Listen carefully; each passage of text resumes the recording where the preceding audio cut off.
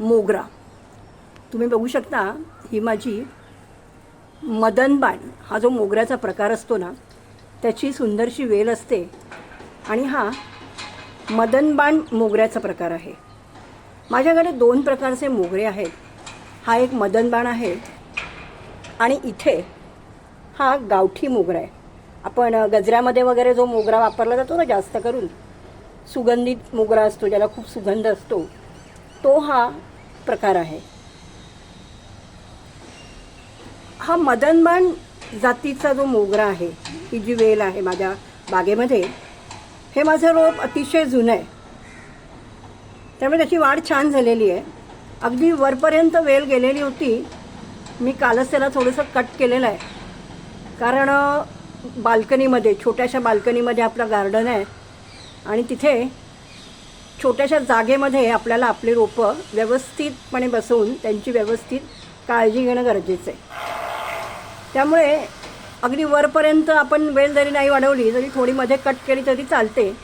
त्यामुळे मी soft pruning करून कालच त्या वेलीची छाटणी केली आहे. तिथे हळद वगैरे लावून त्याची योग्य काळजी घेतलेली आहे. तुम्ही बघू शकता.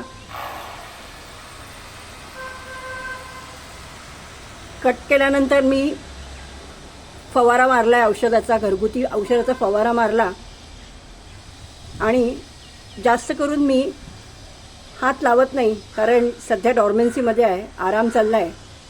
त्यामुळे आपणही त्याची काळजी घेणं गरजेचं आहे. ह्या माझ्या मदनबाण मोगऱ्याने जुनं रोप आहे आणि त्यामुळे अगदी 4 बार झाले माझे फुलांचे. या 4 बारामध्ये या माझ्या वेलीने या माझ्या रोपाने मला भरपूर फुलं दिली. अगदी समाधान होईल इथपर्यंत मला फुलं दिली. पण आता ऑक्टोबरपासून मात्र मोगरा पूर्णपणे डॉर्मेन्सीमध्ये जातो. म्हणजे फुलं येत नाहीत, वाढ थांबत नाही, थोडी थोडी वाढ होत राहते. हे गावठी मोगऱ्याचं रोप मात्र जुनं आहे. म्हणजे मी हल्लीच 2 ते 3 महिन्यांपूर्वीच हे रोप बागेत नर्सरीमधनं खरेदी करून आणलं होतं. त्यावेळेला एवढ्या फांद्या वगैरे पण नव्हत्या. काळजी घेतली व्यवस्थित आणि रोप वाढायला लागलं आहे. ह्याने मला मात्र 2 ते 3च म्हणजे अगदी मोजून 2 ते 3 फुलं दिली. जास्त फुलं काही मला याच्यावर घेता आली नाही कारण त्यानंतर ऑक्टोबर सुरू झाला आणि रोप डॉर्मन्सीमध्ये गेलं. आता जेव्हा या माझ्या मोगऱ्याने मला इतकी फुलं दिली आहेत आणि आता त्याचा आरामाचा काळ आहे तर मला माझ्या या रोपाची काळजी तर नक्कीच घ्यावी लागेल ना.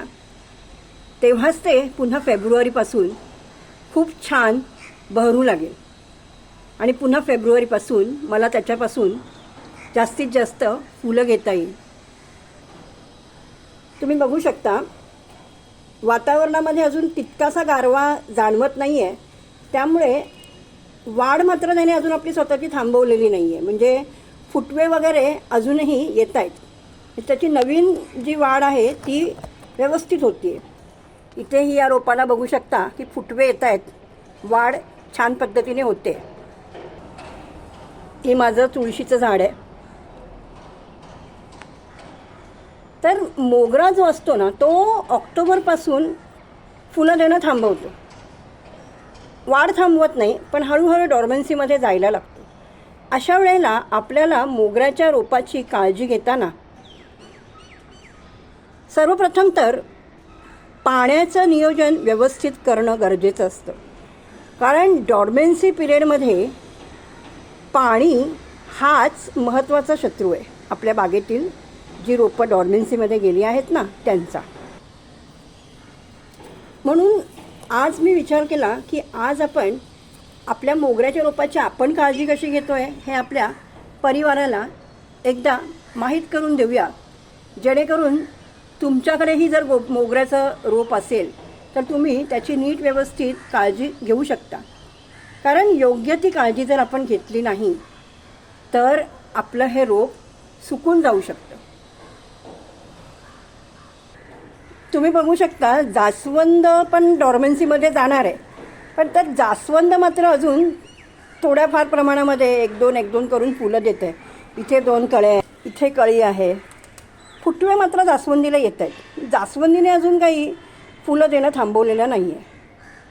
तर आज या व्हिडिओच्या माध्यमातून आपण डॉर्मेन्सीमध्ये गेलेल्या आपल्या मोगऱ्याची काळजी कशी घ्यायची हे जाणून घेऊया. नमस्कार. माझ्या नवीन आणि जुन्या सगळ्याच यूट्यूब परिवाराचे आपल्या चॅनलमध्ये सहर्ष स्वागत. आता हळूहळू आपल्या परिवारामध्ये नवीन सदस्यांची वाढ व्हायला लागलेली आहे. भरपूर प्रेम माझ्या परिवारांकडून मला मिळत आहे, भरपूर सपोर्ट मिळत आहे. असंच प्रेम आणि असाच सपोर्ट सदैव तुमचा राहू दे, हीच मी तुम्हाला माझी नम्र विनंती करते. जिथे तुम्हाला माझी चूक वाटत असेल, जिथे काही असं वाटत असेल की इथे बरोबर नाही आहे, तर तुमचं योग्य ते मार्गदर्शनही माझ्यासाठी लाख मोलाचं आहे. असं नाही की मी कुठची तज्ज्ञ वगैरे आहे. जे अनुभव घेते ते तुम्हाला माहितीमधून सांगते. त्यामुळे जर कुठे चुकले तर नक्कीच कमेंटमधून मला मार्गदर्शन करा. आणि तुमचं प्रेम, तुमचं सहकार्य, तुमचा सपोर्ट माझ्या पाठीशी असाच राहू द्या. आपल्या रोपाने आता हळूहळू आपले कार्य थांबवलेले आहे. आता हळूहळू जसा गारठा वाढत जाईल तसं तसं आपल्या बागेतील हे मोगऱ्याचं रोप पूर्णपणे आरामाला जाईल. अशावेळी बागेतील ह्या आपल्या मोगऱ्याच्या रोपाची खूप काळजी घ्यावी लागते. कारण योग्य ती काळजी घेतली नाही तर रोप सुकून जाईल. त्यापेक्षा आता जर आपण योग्य काळजी घेतली तर फेब्रुवारीपासून आपलं हे मोगऱ्याचं रोप खूप छान बहरू लागेल. आता डॉर्मेन्सीमध्ये मोगऱ्याच्या रोपाची काळजी घेत असताना सर्वप्रथम तर रोप जिथे जसं आहे तसंच ठेवा. ज्या कुंडीत आहे, अगदी कुंडी तुटलेली जरी असेल ना तरीही ती बदलू नका, कुठचं रिपोर्टिंग वगैरे करू नका. ते जसं आहे तसंच ठेवा. आपल्याला मोगऱ्याच्या रोपावर जे काही काम करायचं असेल ते फेब्रुवारीमध्ये, आत्ता नाही. आत्ता रोप आराम करत आहे आणि त्याला फक्त आणि फक्त आरामच करू द्यायचा. त्याला कुठल्याही प्रकारचा त्रास आपल्याकडून होता कामा नये. सर्वप्रथम तर एक गोष्ट लक्षात घ्या की आपलं झोप आराम करते, निद्रावस्थेत आहे. यासाठी रोपाला कुठल्याही प्रकारचा कंपोस्ट खत मातीत मिसळायचं नाही.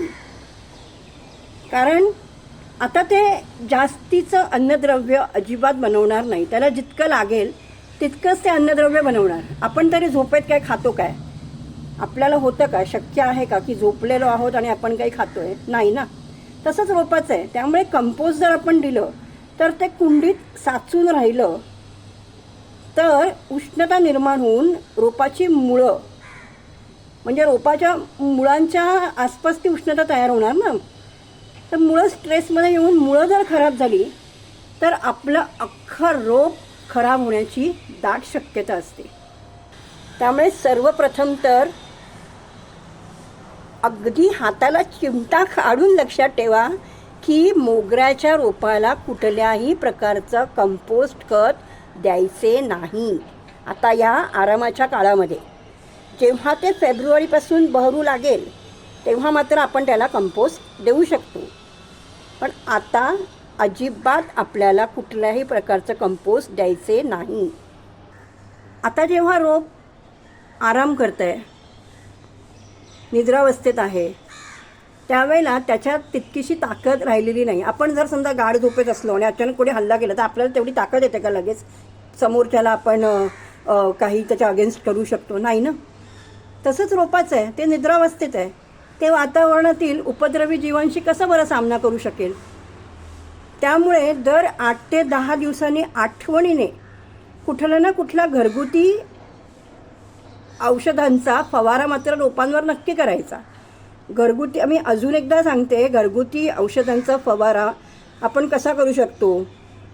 आपल्या स्वतःच्या स्वयंपाकघरातून अशा कुठल्या कुठल्या गोष्टी आहेत ज्या सहज आपण त्यांचा कीटकनाशक म्हणून वापर करू शकतो. या संबंधितलीही माहिती मी व्हिडिओमधून दिलेली आहे. आवर्जून हे व्हिडिओ बघा, म्हणजे तुमच्या लक्षात येईल की सहज सोप्या पद्धतीने अगदी आपल्या स्वतःच्या स्वयंपाकघरातून उपलब्ध होणाऱ्या वस्तूंपासून आपण फायदेशीर बागकाम कसं करू शकतो, आपण आपल्या बागकामाचा जो छंद आहे तो कसा जोपासू शकतो. घरगुती म्हणजे वस्तू ज्या आहेत आपल्या स्वयंपाकातून मिळणाऱ्या त्यांचा भरपूर उपयोग होतो. अगदी आपल्या रोजच्या वापरातली जी हळद आहे ना, ही जर आपण मातीत मिसळली तर मातीमध्ये कुठल्याही प्रकारची बुरशी लागत नाही. तसंच अगदी इमर्जन्सी आपल्याला जर ट्रीटमेंट करायची असेल, समजा तुम्हाला अचानक दिसलं की बुरशी आलेली आहे, हळदीने पण काही त्याचं हे होत नाही कारण शेवटी ऑर्गॅनिक आहे वस्तू, तर इमर्जन्सी ट्रीटमेंटसाठी साफ पावडरचा उपयोग करा. साफ पावडरचाही व्हिडिओ म्हणजे मी त्या व्हिडिओच्या माध्यमातून साफ पावडरची माहिती दिलेली आहे, तर तो व्हिडिओ पण आवर्जून बघा. आणि ऑनलाईन तुम्ही साफ पावडर खरेदी करू शकता. अर्धा चमचा साफ पावडर मातीमध्ये मिसळली तर कुठल्याही प्रकारची बुरशी आपल्या कुंडीतील मातीत येत नाही. हळदीचाही वापर करू शकता, अगदीच दालचिनी पावडरही मिसळू शकता. तर एवढा आपण आपल्या स्वयंपाकघरातून मिळणाऱ्या पदार्थांचा सहज उपयोग करू शकतो बागकाम करताना. रोपावर जर तुम्हाला कुठे पिवळी पानं वगैरे दिसली, मला माफ करा, इथे शेजारी कन्स्ट्रक्शनचं काम चाललेलं आहे त्यामुळे थोडा आवाज येतो आहे, तर डिस्टर्बन्स होत असेल तर त्यासाठी सॉरी, समजून घ्या थोडं. तर सांगायचा मुद्दा हा होता की आता आपलं रोप मातीमधून त्याला जितकं लागेल तितकंच अन्नद्रव्य शोषतं आहे, म्हणजे शोषून घेत आहे, त्याला जितकं लागेल तितकंच अन्न ते तयार करतं आहे. त्यामुळे रोपावर जर तुम्हाला पिवळी पानं दिसायला लागली तर घाबरून जायचं कारण नाही आहे, ते नॅचरल आहे. कारण आवश्यक तितकी पोषक तत्व आता रोपाला मिळत नाही आहेत ना, त्यामुळे पानं पिवळी होत आहेत. तर जेव्हा जेव्हा अशी पानं पिवळी झालेली दिसतील त्यावेळेला ती पिवळी पानं काढून टाकायची आणि पानं काढून टाकल्यावर ते हळद लावायची. कारण आपण जिथेही आपण छाटणी करतो, पानं काढतो, फुलं कापतो, तिथे ते भाग उघडे नाही ठेवायचे. कारण वातावरणातील उपद्रवी जीव जर त्या उघड्या भागांवर बसले, आता आपल्यालाही जर जखम झाली आणि जर माशा वगैरे बसल्या तर आपल्याला किती त्रास होतो ना, तसंच रोपांचं आहे, त्यांनाही ती जखम होते. तर त्याच्यावर लगेच हळद लावायची, जेणेकरून हे वातावरणातील उपद्रवी जीव आपल्या रोपांना त्रास देणार नाहीत. तुम्ही बघू शकता माझ्या कुंडीतल्या मातीत मी अशा प्रकारे तुरटी घालून ठेवते. तुरटीमुळेही मातीमध्ये फंगस वगैरे येत नाही, बुरशी वगैरे लागत नाही. तुरटीमुळे रोपं सुकत नाहीत.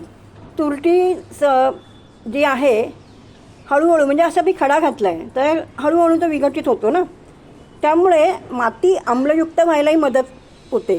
म्हणजे जी फुलझाडं असतात त्यांना आम्लयुक्त माती आवडते, यासाठी असा तुरटीचा एखादा खडा आपण मातीत घालून ठेवायचा. तर अशा प्रकारे जर आपण आपल्या डॉर्मन्सीमध्ये गेलेल्या मोगऱ्याची योग्य ती काळजी घेतली तर पुन्हा फेब्रुवारीपासून आपलं हे सुंदर मोगऱ्याचं रोप छान बहरू लागेल आणि त्याला भरपूर फुलं येतील आणि त्या फुलांचा सुगंध आपल्या बागेत पुन्हा एकदा दरवळू लागेल. अपेक्षा करते आज दिलेली माहिती आपल्या सर्वांना नक्कीच आवडली असेल. छानशी कमेंट करून मला प्रोत्साहित करा. तुमची एक कमेंट माझ्यासाठी खूप लाख मोलाची आहे. कमेंट करून लाईक करायला विसरू नका आणि ज्यांनी अजून आपल्या चॅनेलला सबस्क्राईब केलेले नाही आहे त्याने आठवणीने सबस्क्राईब करून शेजारी दिलेलं बेल आयकॉन क्लिक करायला विसरू नका, जेणेकरून असे माहितीपूर्ण व्हिडिओ जेव्हा आपल्या चॅनेलवर येतील त्यावेळेला त्याचे नोटिफिकेशन तुम्हाला सहज मिळेल आणि कुठलाही व्हिडिओ तुमच्याकडून मिस होणार नाही. थँक्यू.